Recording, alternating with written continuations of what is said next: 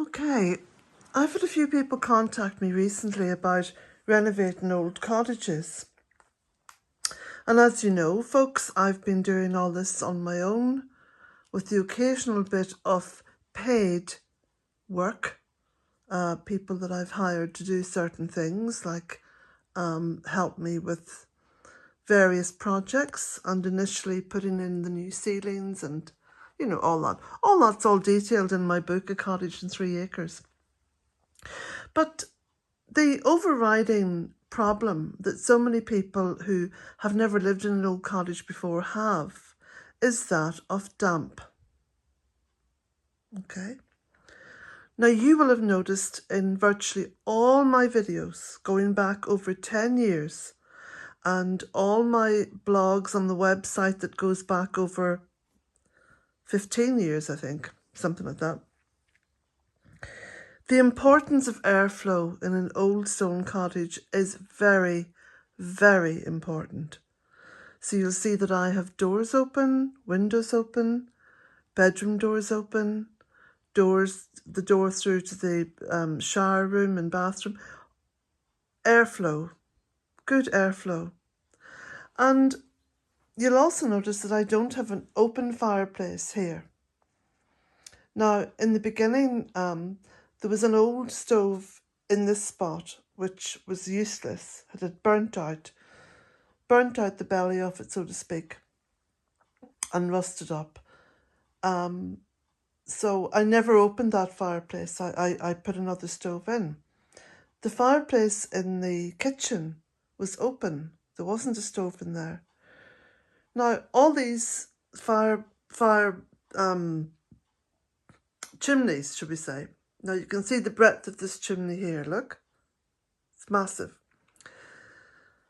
These were all built of stone. They're very wide, they're very big. You could actually climb up inside one of them. Before the chimney pots were ever put on, you could have done that. Some of the old cottages, you could still do that. So seal up the fireplace and leave enough room for a pipe to go into the chimney. And that way you don't have any dampness coming down from the chimney. And you have a constant, warm chimney breast wall.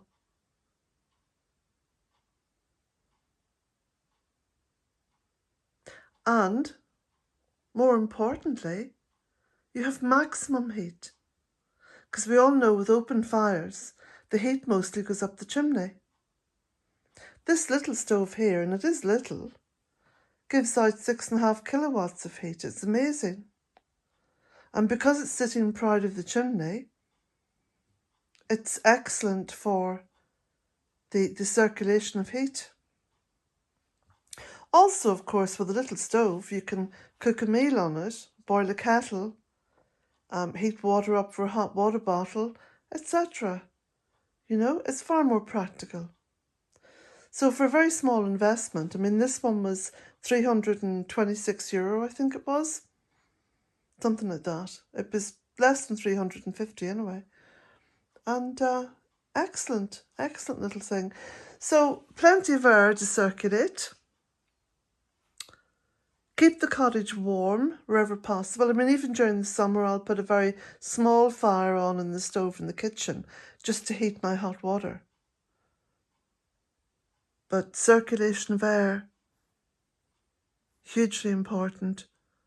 Don't think you're going to have a warmer cottage because you close all the windows. Because the coldest aspect of living in an old cottage is dampness.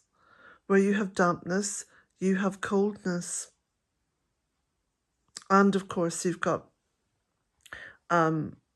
potential harmful spores in the air, you know, where you get mold. So circulation of air and some heat. And you can't go wrong. You'll have a lovely old cottage, a lovely cottage that smells fresh. You know, you can smell damp when you go into an old cottage where the windows are all closed. And especially now with double glazing. So anyway, that's my little bit of advice to those of you who are living in older houses and have a problem with damp or have a problem with, cold. Oh, and the final thing, I must say this. See those walls? You won't find any plasterboard or dry lining on those walls. The most I have put in here is some wooden panelling, which comes about a third or halfway up the wall, maximum. Let the walls breathe. Let everything breathe. Okay, blessings to you all. So I finally got my jumper finished, and as you can see, it's, well, in my eyes, it's near enough perfect. May not be perfect to the professional knitter. Yes, my mother was one of those. But I made the cuffs longer. I didn't, no, sorry, let me just go back to the beginning. I cut the sleeves off halfway down. I knitted down, and then I just made these very long cuffs as well, which is outside of the pattern remit. The pattern remit was actually a wee bit different. It's very warm. I will model it at some point. It's warm. It's very light because it's very fine wool, so I can roll it up and pack it away into an overnight bag. It's hardly the size of a bath bag when it's rolled up. Yes, it's really lovely. I'm very, very pleased with it. And I'm going to use the same pattern again to knit a slightly thicker jumper because I really love the way the raglan sleeves go. I find raglan sleeves are very flattering. Well, that's my take. There's the end bit, which is how the cuffs should have been. So tomorrow, Saturday, the 29th, is my birthday. And I'm busily preparing for guests. I've got family coming and, there's a lot of work in one's birthday, most of which the birthday girl has to do herself. But I will get that cooking video up for you. My guests are here for the weekend, so it'll possibly be Monday or Tuesday. And I'll have a bit more time. I'll be able to go, oh, that's finished.